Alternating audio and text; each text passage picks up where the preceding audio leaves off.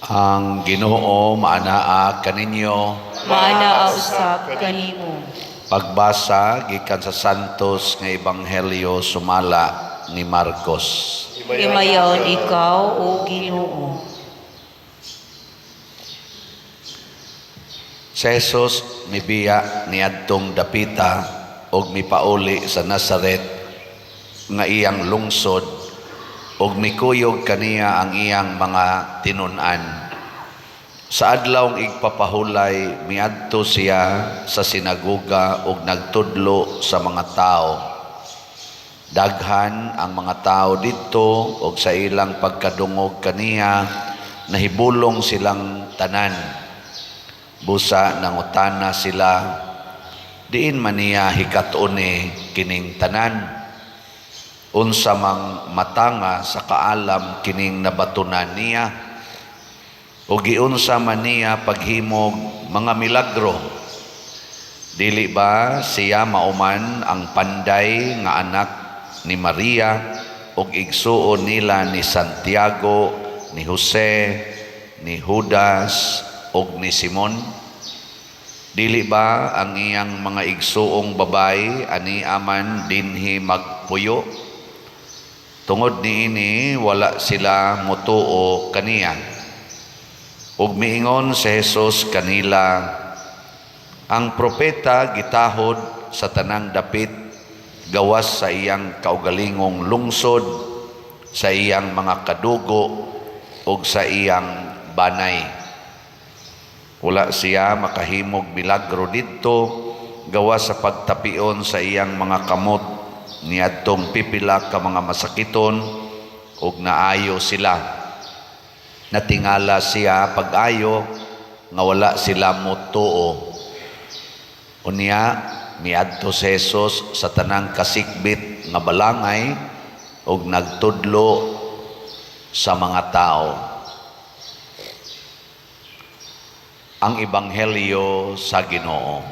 Daygon ikaw o Kristo.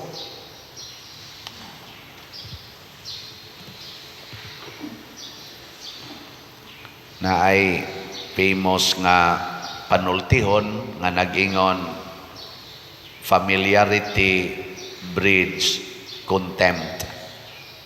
Nakasabot mo ana? Wasan mo kasabot. Ang binisaya ana murag kung daghan na kag nahibaw-an sa usa ka tawo, labi na iyang mga kagahapon o mga binuhatan, musugod na ka og kadili makadaig niya, musugod na kagsaway or tamay.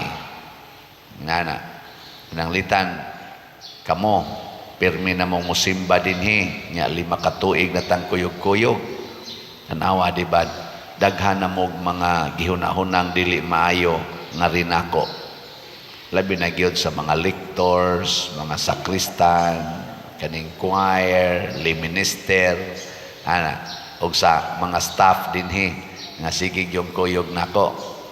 Awa di ba na sila gipanghambit, may bitaw na father, pero secret ana sila nya ilang mga naong kanang uga di na kayo mutagad, pero kana mga bisita dinhi so pa picture gina pa dir, picture pa dir, so magilak-hilak pa, pero magsige na ganig kuyog, magsige na mong kahibaw nya do na mo nahibaw-an sa ako mga sinultihan ug mga binuhatan na mosogod sa gagawin na ayon tawanan ana.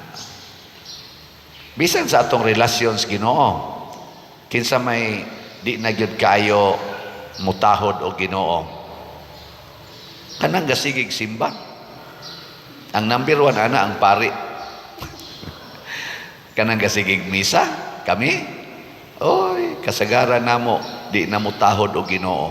Mas mutahod mi sa obispo, mas mutahod mi sa mga kardinal, sa mga santo papa o sa mga bright kay nga mga pari, kanang tag-as kay mga achievements, mga doktor ingon ani, nindot kay nasuwat nga mga libro, mga theological, philosophical theories, mas mutahod mi ana, mas muhanga mi kaysa Ginoo mismo.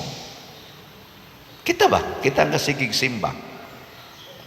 Oh, di nakita mo taon, pero kanang panagsara makakita Ginoo, sama na mga adik, kana mga palahubog, kana, muhilak na kana mga prostitute, muhilak na, inigsod og simbahan, kanang maka-experience sila sa, gidawat sila sa misa, gi-appreciate sila, gitagaan sila pasaylo, muhilak na, pero kita, nga pirmi dinhi, na, hilak pa ibao.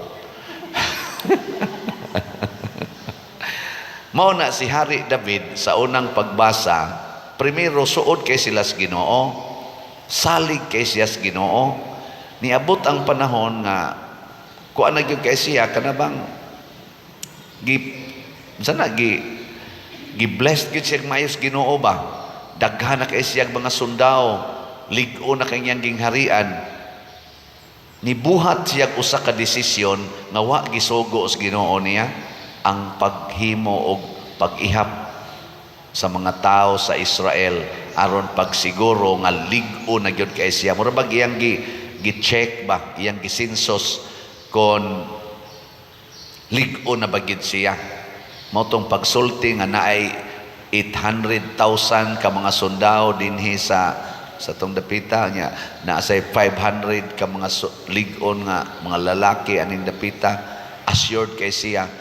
May ganis David na kaamgo dayon, ay nganong anhimang kumusalig aning mga lig-on kaayong mga sundao, nawa mang pagsalig nako sa Ginoo, Lord nakasaha ko nimo. Kay giingnan man siya sa Ginoo nga nganong giihap man animo, wa kay salig nako, di ka motuo nga bisag 30 ra kabuk imong sundao, pwede nimong buntugon ang 30,000 ka mga kaaway. Di ka motuo nga bisag ikarang usa makabuntog kag 10,000 ka kaaway basta sana kuyog ka nako. May gani kay nakabawi si David, 40 niyang basol, 40 niyang hilak, o gidawat niya ang silot sa Ginoo. Kana manggong ato na bitang awayon ang tao nga suod nato, anha sad ta makaamgo kun moabot ang silot bunga sa atong pagsalikway anang tawhana. No, para na bang bana mo salikway sa asawa mo adtos kabit, kay lami lagi tong kabit, lami man ginang kabit, ingon sila, wa mo kasuway na. Bisan asawa mo adto sa laing laki, kay lami lagi mo hikap-hikap ning lain. Kanaan naman ka ng hinikapan ning usa dapool na iwakli na malangay na nimo. Asol pero katong bagong hinikapan labi nagmanguros daan. Kana bago ba? Pero tanawa inig resulta sa maong sala. Di ba maghilak-hilak ka? Daghan na kayo kailaw pagka-paralyze gyud, di naman natagdos kabit, or kung tagdon pa mas kabit, nabi nagnahibaw na siyang hapit na siyang matay, patawag na pari, mumpisal dayon, ilak-hilak pa din, dako kay kugsa. Ako sa kuna may man ka, kay nakatilaw ka. karon basol-basol dayon ka. Basta hapit na matay ka nang, cancer na, stage 4. Sos hila ko kupot pas liog pare, inigpaduol na to ba kay hinay na makigtingog igana mukupot pa no kuya mamatay tay corona ani man mamawi pa, pero anha jud ka maghilak nya kana wala na nay siguro. Although sa atong doktrina moingon man kita mapasaylo ng imong sala, pero ang Ginoo nagtan-aw kasing-kasing og hardened sinner gyud ka naagi silot.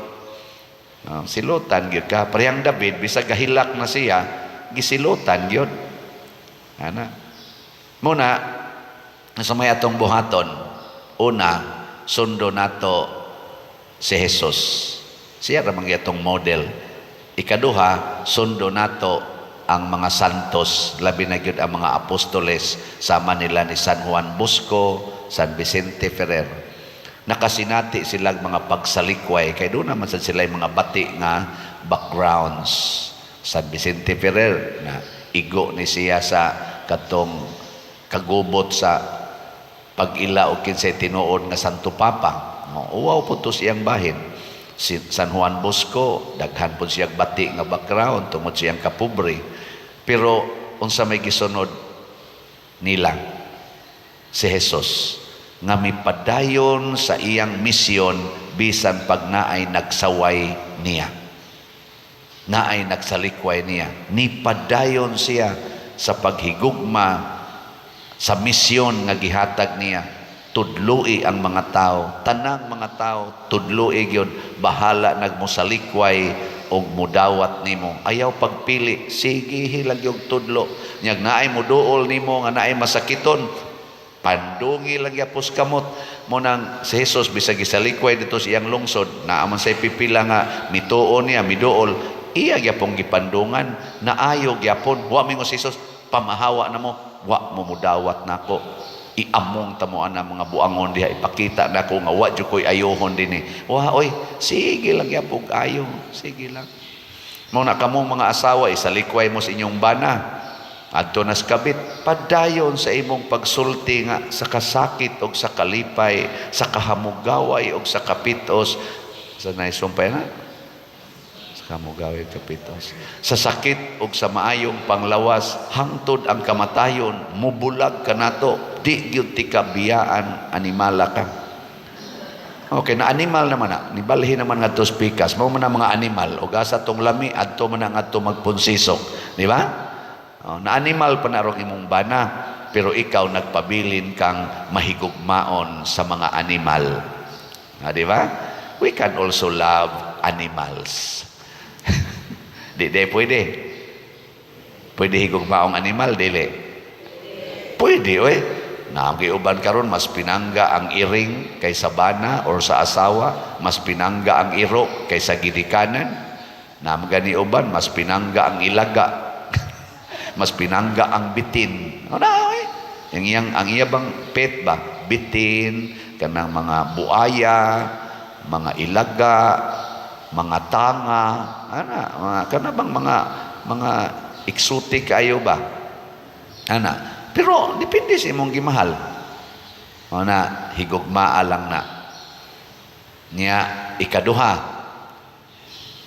kung kita sad mao'y gitagaan og nindot nga pagtagad, pariha ni Hari David, paningkamot sa pag-renew sa imong gugma ni ining tawhana. Kana bang murag niuga na ang imong paghigugma niya, murag common na lang kaayo, murag familiar na lang kay nimo siya. Renew your love to that person. Unsaon man, sama sa atong relasyon sa Ginoo, kada misa mo renew gyud ta. Unsaon man, ilha nga dili gyud ta worthy sa gugmas Ginoo. We are not worthy. Mo na idayon natong kalawat, Lord, I am not worthy. Dili ko angayan. Mo na aron ma-renew. Gikon na be. Lingi ako no inyong tupad. Ing na ko no, angayan kang mudawat o Ginoo. Ing na sa imong binuhatan, angayan kang mukaon o Ginoo. Di oy. Kanang gibuhat nimo sa imong buhok nga imong gikuluran nga wa ka mananghid sa Ginoo, kanang imong kilay imong gikiskisan kay wa ka mananghid sa Ginoo, kanang imong naong imong gipaputi og maayo bisag lagom na wa ka mananghid sa Ginoo, nagpalaygit ka, nagpuyo-puyo ka kaniadto nya karon bag-o pa mong ikasal nya namsikag panglibak. Sige kag panaot, hasta pari, imong daoton. O na gani kay palit-palit og slat. Nya angayan ka mo kaos Ginoo. Basig dili. Renew. Di ba? Nya unsa may sunod? Sunda siya. Ingna ang imong buhat ug ang imong pulong mao'y akong kaluwasan, buhaton ko ni. Pasabot ako sang higugmaon ang ni-reject nako. Ako din sige man jud kog expect nga kining 181,000 ka subscribers sa atong YouTube channel mamalit ginig slot. Naaman na sa akong hunahuna. Pero abi ninyo, ang mopalit portirag yung jutaya. Pero angayan ba kung magmahay? Dili ay. Ako ragyapon mong higugmaon tanan kay mopalit ragyod mo sa madugay sa madali. Di ba? Tanawa, di ba pila na atong update ron? Dipindi raman is Ginoo iyang tandugon ang kasing-kasing. Ang atong unahon taning atong special slot, Healing Joy of Santo Niño, kay karon na rabalaning Sabado kutob. Pila na lang kaadlaw? Marta, Miyerkules, Huwebes, Biyernes, Sabado. Upat na lang da karon. Pila na itong halin? Niabot na 13,340 ka slots. 11,660 na lang ang nahibili. No? Pakpak! Punaan sa mga 5,000 ka slots karon, awa na, gamay na lang ni tingali. Hindi na nga, para na nga ako, pangandoy na, sa pangandoy lang. Yan na atay 50 slot challenge na nasatay na dawat nga 105 ka 50 slot challenge, tag 5,000 each. So, di ba? So, liba ginako aning Ginoo. Paspasin ninyo palit kay upat na lang kaadlaw aron makadawat mo sa Healing Joy of Santo Niño. Yes, murag familiar na kayo ni mga slots. Pagbaligya na ko atong slots sa Kapilinya, katong Mother Mary's Healing and Deliverance, pastang daghana na malit doon, pusot-pusot, tag 1,000 pa ganito. Pero karon 100 ato ibaligya, hapit wa na mo palit kay ano man, familiar, no? Familiarity. Sige lang. Pero ang Healing Joy of Santo Niño, pirmi bayan ng bag-o. Wa bayan na gibaligya sa una. Wa bayan na nato gi-offer sa una, no? Mo ni atong sintro karon. Nya gahisgot sad may gabi nga nindot sa doon taog na ay litson. Kay manghatag man taog pack meals karong pizza tres inighuman sa atong sinulog siyudahon. Manghatag tagpak meals, wata kahibaw kung paigo ba or dili ang atong giandam. Kay ubay-ubay maginang tao tingali kay gabi gasugod nag-blockings diha, daghan makintaw nga duha ra to ka buok barangay ang nagpractice. Unsa na kag mangabot na ning 5 ka barangay, malusno gining atong San Vicente Ferrer, no? Pero igilang hala nila asa na sila manungtong ila nagubang atong mga koral diha. Magplano may manghatag tag pagkaon nya ikaduha hatag sa tatag litson naaman ko'y mga kaila nga ako ginang daog-daogon og pangayog litson, di man sana silang balibad, pero karon akong i-offer in public kinsa ninyo mo donate og litson.